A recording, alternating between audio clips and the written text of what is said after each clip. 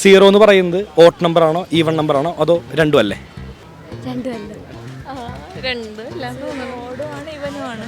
രണ്ടുമല്ല. ഓട്ട് നമ്പറാണ് ഫസ്റ്റ്. രണ്ടുമല്ല. പറ്റിയ മതി. രണ്ടുമല്ല. പേടിക്കണ്ട, ഒന്നുമില്ല. ചേച്ചി പറഞ്ഞോ, ചേച്ചിക്കും പറയാം. രണ്ടുമല്ല. സംഖ്യ ഇത് വെച്ചിട്ട് ഉത്തരം പറഞ്ഞിട്ടില്ലെങ്കിൽ അതിൻ്റെ ഒരു മജ വേണ്ടല്ലോ. രണ്ടുമല്ല.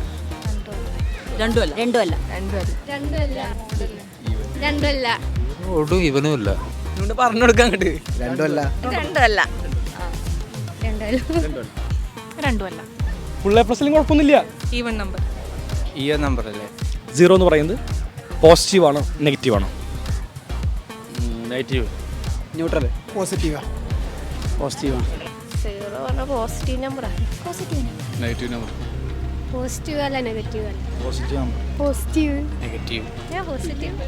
പോസിറ്റീവ്. ഞാൻ കാരണല്ല കേട്ടോ.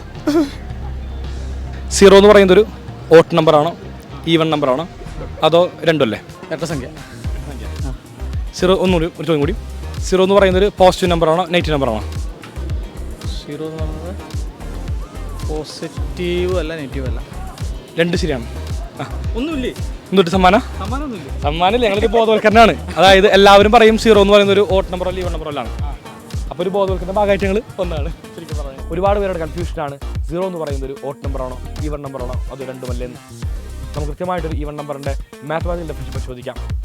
ഒരു നമ്പർ ഈവൺ ആവണമെങ്കിൽ ഒരു നമ്പറിനെ നമ്മൾ 2 കൊണ്ട് ഡിവൈഡ് ചെയ്യുമ്പോൾ റിമൈൻഡർ 0 ലഭിക്കണം. ഫോർ എക്സാമ്പിൾ ഞാൻ 4 പറയാം. എല്ലാവർക്കും അറിയാവുന്ന കാര്യമാണ് 4 ഒരു ഈവൺ നമ്പർ ആണെന്ന്.